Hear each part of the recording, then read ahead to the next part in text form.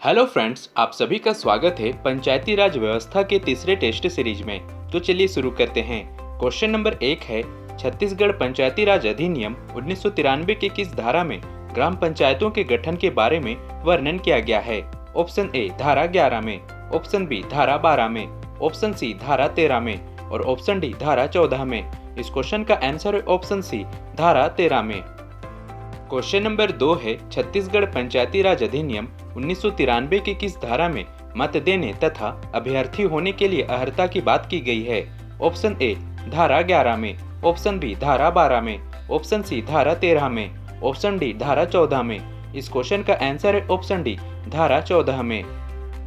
Question number 3 है, छत्तीसगढ़ पंचायती राज अधिनियम 1993 की किस धारा में एक साथ सदस्यता के प्रतिषेध का वर्णन किया गया है? ऑप्शन ए धारा 12 में, ऑप्शन सी धारा 13 में, ऑप्शन सी धारा 14 में, ऑप्शन डी धारा 15 में। इस क्वेश्चन का आंसर है ऑप्शन डी धारा 15 में।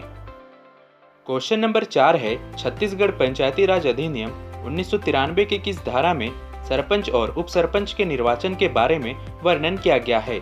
ऑप्शन ए धारा 15 में, ऑप्शन बी धारा 16 में, ऑप्शन सी धारा 17 में और ऑप्शन डी धारा 18 में। इस क्वेश्चन का आंसर है ऑप्शन सी धारा 17 में। क्वेश्चन नंबर 5 है, छत्तीसगढ़ पंचायती राज अधिनियम 1993 के किस धारा में बहिर्गामी सरपंच द्वारा कार्यभार का सौंपे जाने का वर्णन किया गया है? ऑप्शन ए धारा 15 में, ऑप्शन बी धारा 16 में, ऑप्शन सी धारा 17 में और ऑप्शन डी धारा 18 में। इस क्वेश्चन का आंसर है ऑप्शन डी धारा 18 में।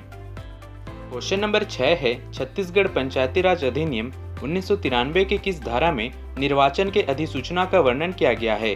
ऑप्शन ए धारा 19 में, ऑप्शन बी धारा 20 में, ऑप्शन सी धारा 21 में और ऑप्शन डी धारा 22 में। इस क्वेश्चन का आंसर है ऑप्शन ए धारा 19 में। क्वेश्चन नंबर 7 है, छत्तीसगढ़ पंचायती राज अधिनियम 1993 के किस धारा में सरपंच और उप सरपंच के विरुद्ध अविश्वास प्रस्ताव का वर्णन किया गया है? ऑप्शन ए धारा 19 में, ऑप्शन बी धारा 20 में, ऑप्शन सी धारा 21 में और ऑप्शन डी धारा 22 में। इस क्वेश्चन का आंसर है ऑप्शन सी धारा 21 में। क्वेश्चन नंबर 8 है, छत्तीसगढ़ पंचायती राज अधिनियम 1993 के किस धारा में ग्राम पंचायत के पदाधिकारियों को वापस बुलाए जाने का वर्णन किया गया है?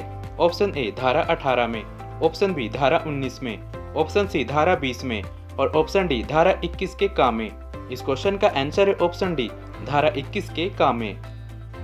क्वेश्चन नंबर 9 है, छत्तीसगढ़ पंचायती राज अधिनियम 1993 के किस धारा में जनपद पंचायत के संरचना के बारे में वर्णन किया गया है?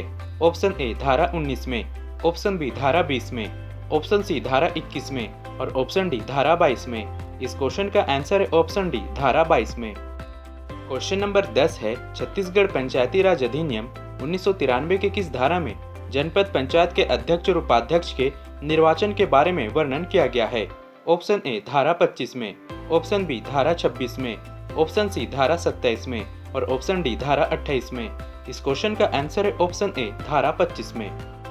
क्वेश्चन नंबर 11 है, छत्तीसगढ़ पंचायती राज अधिनियम 1993 की किस धारा में जनपद पंचायतों के सदस्य, अध्यक्ष और उपाध्यक्ष के नामों के प्रकाशन का वर्णन किया गया है? ऑप्शन ए धारा 25 में, ऑप्शन बी धारा 26 में, ऑप्शन सी धारा 27 में और ऑप्शन डी धारा 28 में। इस क्वेश्चन का आंसर है ऑप्शन बी धारा 26 में। क्वेश्चन नंबर 12 है, छत्तीसगढ़ पंचायती राज अधिनियम 1993 के किस धारा में जनपद पंचायत के पदाधिकारियों के प्रथम सम्मेलन और पदावधि का वर्णन किया गया है?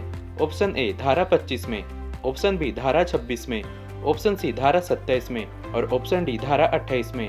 इस क्वेश्चन का आंसर है ऑप्शन सी धारा 27 में। क्वेश्चन नंबर 13 है, छत्तीसगढ़ पंचायती राज अधिनियम 1993 की किस धारा में जनपद पंचायत के अध्यक्ष और उपाध्यक्ष के विरुद्ध अविश्वास प्रस्ताव का वर्णन किया गया है? ऑप्शन ए धारा 25 में, ऑप्शन बी धारा 26 में, ऑप्शन सी धारा 27 में और ऑप्शन डी धारा 28 में। इस क्वेश्चन का आंसर है ऑप्शन डी धारा 28 में। क्वेश्चन नंबर 14 है, हमारे भारत में पंचों की सहायता से किसी भी समस्या को हल करने के लिए किस व्यक्ति को चुना जाता था? Option A patwari, option B muqaddam, option C Chaudhary और ऑप्शन डी सचिव। इस क्वेश्चन का आंसर है option C Chaudhary.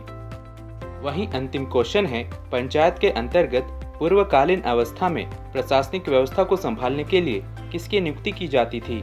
Option A patwari, option B muqaddam, option C Chaudhary और ऑप्शन डी सचिव। इस क्वेश्चन का आंसर है ऑप्शन बी मुखदम।